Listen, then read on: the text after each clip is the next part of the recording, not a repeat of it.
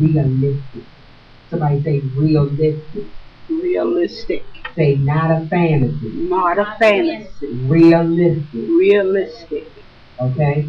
So it's important that the goals that you set, they're realistic, they're obtainable. Okay? Now, first I want you to open your packet. Let's go through the packet really fast. On the left-hand side, you'll find the biographies of the 3 people who will be joining us on tomorrow. We'll have Planned Parenthood with us from Charlotte. Of course, they'll be talking about family planning and all this new stuff coming out with birth control and all of that, because the pregnancy rate, the teen pregnancy rate, has just gotten astronomical within the African American community. The preventable disease rate, STD, has risen. Of course, we know AIDS has been an epidemic now for the past 15 to 20 years. So they're going to share some information with you that you really, really need. I did not want to leave them out. Okay, we have to be educated because the numbers are really staggering. But sometimes in our circles, like I said, we don't have access to that information. We don't have people who are in college or in that circle that they can really come back in our communities and repeat the information about what is really happening. Because a lot of us, we're just in trying to survive. Yes, that's we just in survival mode. You can't right. Get your head above water. That's right. So it's like, okay, now I'm surviving and I'm so busy trying to make it, I can't keep up with what's really going on. Okay? So that's one of the things Poverty Potential is all about, to close that gap. Okay, Janine Humphrey, she'll be here from UNT Charlotte. She's going to talk about the paralegal program. That's an important program. Now, that's a program for people who already have degrees. Right. But also here at Poverty Potential, we're teaching not to be selfish. You may not have a degree, but you may run across another young lady or young woman who does have a degree. Yeah. And you need to share that information with her. That's how we change the community. Okay? Yeah. So you can't just pay attention to your section. Because sometimes in survival mode, that's how we get. We only listen to what's going to be relevant for us. Yeah. But we have to keep other women and other ladies in mind. Javon Beatty will be here. She is owner of a Marge Hair Salon. She's going to be here telling people how to open their own salon. What are the steps to, for real, open your own beauty salon? That's right. What are the hours that you have to have? What insurances do you have to have? Right. What does the building inspector want to see before you can really open a building? Right. How often do you have to get recertified? Yeah. I mean, just everything. What's the latest and greatest in hair trends? What's the latest and greatest in hair products? I mean, we don't know that. That's right. We just know people that do hair in their home, in their basement, and that's not going to get us where we need to be. Some people have their own salon, you know, but sometimes it's just over bare minimum. Yeah. And if you have a vision to really flourish, and maybe you say, well, I'm going to start out small, but I really want to own a franchise. Well, it's okay to dream that big. Right. And you don't have to think that you can't reach it. Right. Okay, but it's about a network. It's about knowing people. It's about putting your own ideas about how you're going to get there on the side and letting somebody help you. Okay, on the right-hand side, you'll see a personal letter from me welcoming you to the first quarterly Poverty Potential of North Carolina. We will be holding these conferences on a quarterly basis. They will be every 3 to 4 months. And they're going to be every 3 to 4 months because we need them that day. Okay? Every month. And I don't know if you've been looking lately. Every good gracious, every week there's some change in the banking industry, in the whole economic system, how we're doing business. Because as you know, as the internet came on the scene, now everybody is involved in a global market now. That changed everything. And some of us have not even had a hand in that yet. Okay? So Poverty Potential is about we meet often. You know, a lot of my sisters, and I remember the days of the struggle. We are not in a network. That is one thing that other people have over us when we are struggling. They belong to some. You ask them what affiliation are, they can tell you, I'm with the Baltimore, business something. I'm with the North Carolina charity somebody. I'm with the Women's Business Club. I'm with the, they can roll you off a list of affiliations that they're with. And a lot of times we just don't have time. Now, for those of you that's listening on So, YouTube, it's we want you to really, come out. really And important that we did you hear what she said? We as black women need to learn how to network.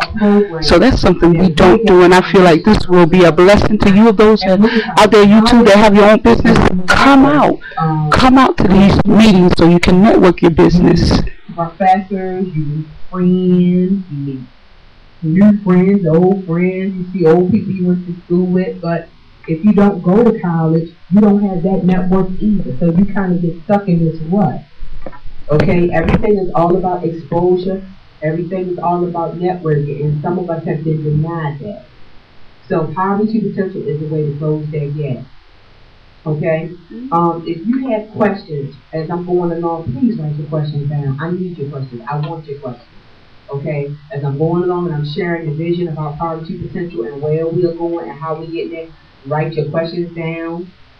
In the back of your packet, there is 2 pages that are just blank note pages with lines on them. Write your questions down, and we're going to go ahead and answer those at the end of the conference or your suggestions. Okay. So on the letter, I'm just telling you about that and telling you to please email me. Please email me your questions, your comments, or what you would like to see at the next conference.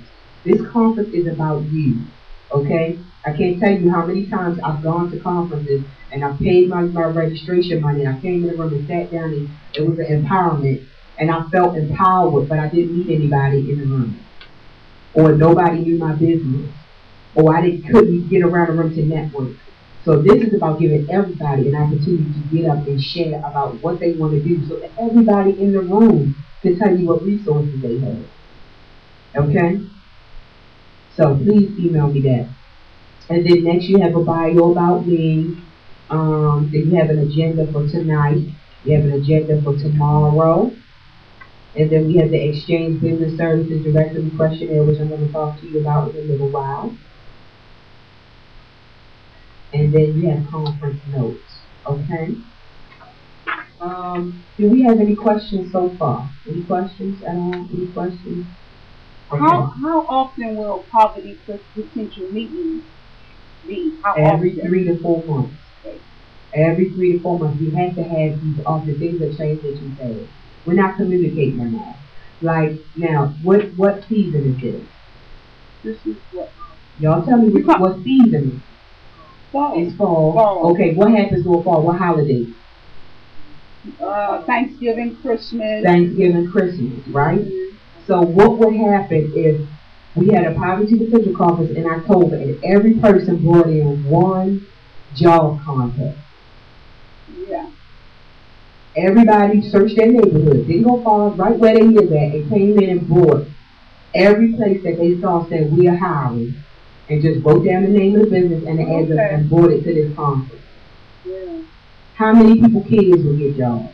Right. How many of us will get jobs? Right. So that's what poverty potential is about. Next year, this time in October, that's what we're going to be doing. You're going to get an email from me saying, write down all the business contacts, job contacts that you hear about and bring them with you to the conference. So I'll be able to pass the microphone and say, Charlotte, what business, who's hiring? You can say, oh, I saw the sign at Foot Locker, I saw the sign at Sears, I saw the sign. And now everybody in the room had, oh, I live right over there. I know they was hiring. Word of mouth, right? This is going to be another place networking for word of mouth. Okay? So we're going to have them every quarter. And any other questions? Well, we'll move on. Okay. The first thing we just want to talk about, what is poverty potential about, which we are well into that. And I had another question. I'm sorry. Okay. What else? Okay, for instance, I have a sister that's in Atlanta, and she has Essence of Beauty where she does people face. Okay, now how will I get her, if she can't travel to Charlotte? Okay. How would I get poverty to potential to her? Okay. She's down my agenda. That's another branch. Okay, what this is going to look like is, in order to grow your businesses, we have to partner with other businesses in other states. Okay. So what we're going to do is we're going to find a host place to host a Poverty Potential Conference in the other states. South Carolina, Georgia, Virginia. Those are the ones we're focusing on now because they're the closest. Okay?